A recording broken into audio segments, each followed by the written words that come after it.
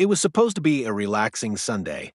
My wife, Rachel, had just returned from a 12-hour shift at the sheriff's department and wanted nothing more than to unwind. We live in a quiet suburban neighborhood governed by a notoriously strict HOA, but we never thought something as simple as parking would trigger the firestorm that followed.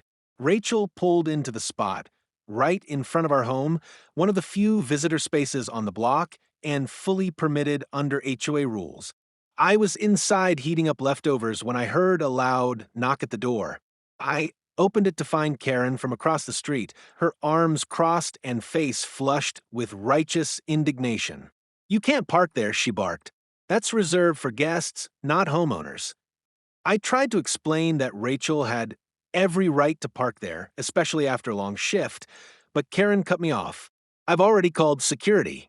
If the car isn't moved, I'll have it towed and your wife arrested for trespassing."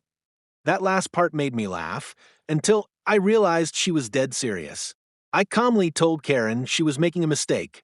"You might want to check who you're threatening," I said, nodding toward Rachel, who was now stepping out of the house in full uniform.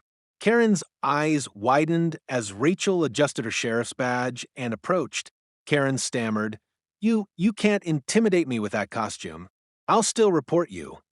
Rachel stayed calm, professional. "Ma'am, I suggest you read the HOA bylaws.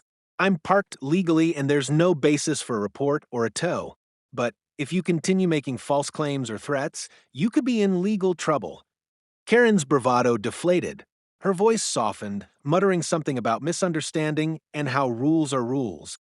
Then she turned and stormed back to her house, slamming the door behind her.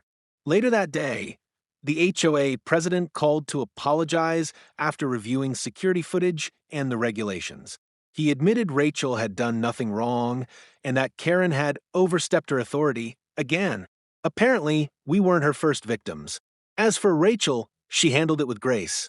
"Power trips are dangerous," she said, sipping her tea, "especially when you don't know who you're trying to bully." We still see Karen now and then, always pretending not to, but now she keeps a respectful distance. And that visitor spot? It's remained wonderfully quiet ever since.